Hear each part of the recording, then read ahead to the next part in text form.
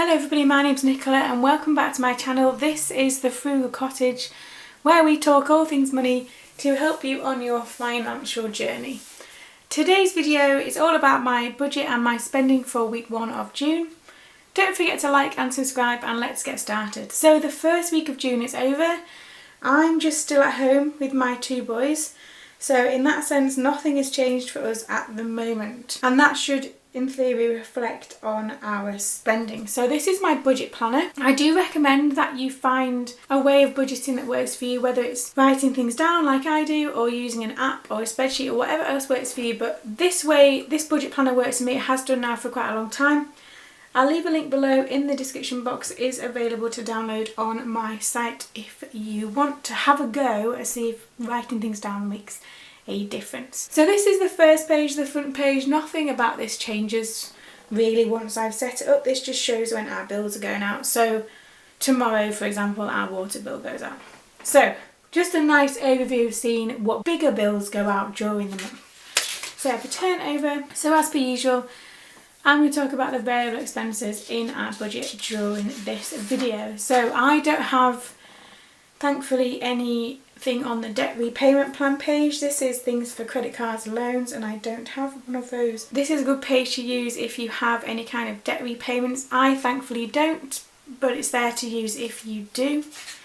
Turn over, so sinking funds, I have been thinking about these. If you watch my June 2020 setup, and I'll leave a link below to that, I talk about how I might try and incorporate sinking funds back into my budget and overall plan from this month going forward, and I have been thinking about that. Watch this space. So the first page is my no spend day tracker. So I'm using the stars version of my no spend day tracker. Again, I'll leave a link below if you want to look at that. Now I like no spend days. They help me keep on track with our spending, but they also help me to look at kind of spending patterns and generally overall spending during a month. I find that if I've got lots of kind of spend days, I find that a knock-on effect of that is that we're going over budget. So I do find these useful. I know that not everybody is a fan of no spend days, but I really am. This is the no spend day for tracker, so it's the same as last time. I'll move that up slightly. So I'm aiming for 20 for June. Yellow means yes, I've had a no spend day, and purple means a no. I use these, I'll show you these. I use these highlighters for that. I'll leave a link below to the set I've got. I love these. Slightly more expensive highlighter than perhaps other brands, but they work really well. So as you can see, for June as a starting point, the week has gone really well. I also really like the fact that it started on a Monday. I don't know why, that just makes me feel good about that. But you can see here that I've had 5 no spend days and then a spend day, and actually today will also be a spend day. But on the whole, it's a good start to the month. I'm really pleased with that so far. Obviously I'm aiming for 20, and there is 1 day less in June, so tiny bit of a less of a wiggle room, but it should be fine. Also, can you see, how does that show up on there? I hole punched it in the wrong side when I was doing that. Just, yeah, don't know why. You can see it now, I'm turning the page. That's my no spending tracker. And then this is the expense tracker. So, oh, and I've not highlighted my different categories, so I'll just do that really quickly. So normally I highlight categories so that I can see, again, this is another one of these. I highlight them so you can see at a glance just where the different categories are in terms of spending. If you're spending on, like, in one much more than the others, then perhaps that's something to look at. Oh, that looks better. So you can see that the only transactions we've had so far is food and miscellaneous. And we had I guess a takeaway. So one of our favourite Italian restaurants in town has been closed for about 2 months maybe, and then they've recently reopened running a delivery service. Now it's a really popular Italian restaurant. They do really, really good food, and so we decided to treat ourselves and support them by ordering a meal. And as per usual, and I don't know if anybody else does this, but we do, we ordered far too much stuff. So in fact, we've had the leftovers today as well. So we got an Italian delivered last night for those. It's 4 of us, so we did order for kind of 4 meals. Oh well, the boys shared a meal, and it was really good. Really enjoyed that. I'm okay with that purchase.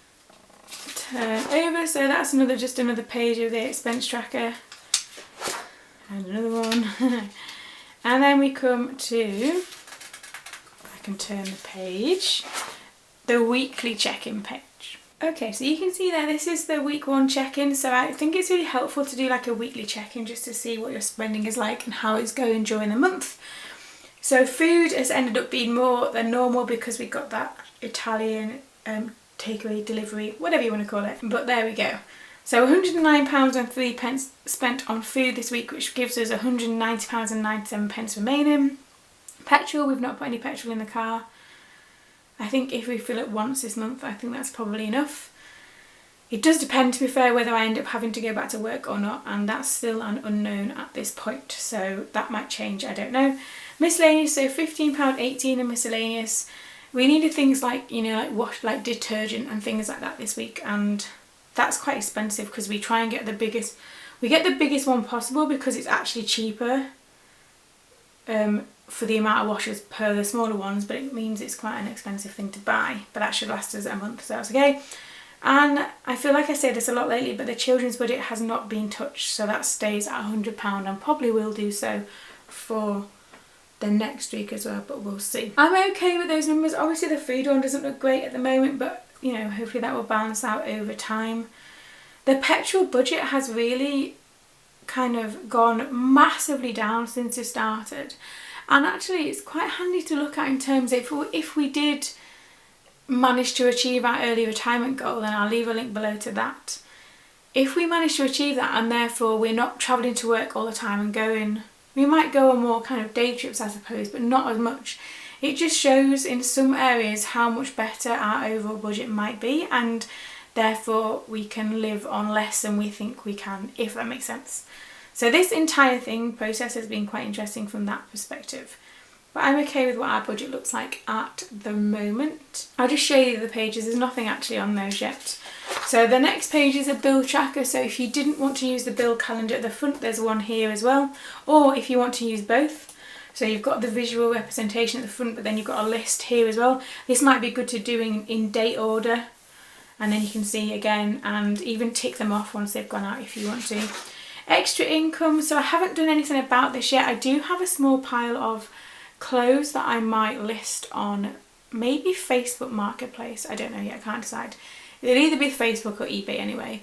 And it is quite a small pile, so it's not going to make a lot of difference in terms of the amount of money bringing in. However, if I do that, I'll put it on the extra income page and then see about putting those in the sinking funds. That's how I kind of plan to work that. Although I do my sinking funds in cash, but I could have an account. If I sold them on eBay, obviously the money would be in PayPal. So maybe then I might set up another savings account with online sinking funds.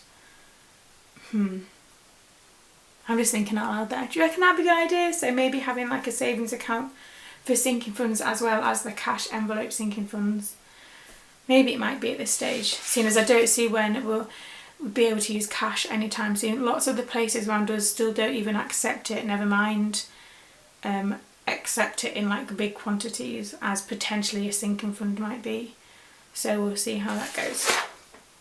The next page is my savings aim. Now I haven't put anything in there yet because I haven't been paid.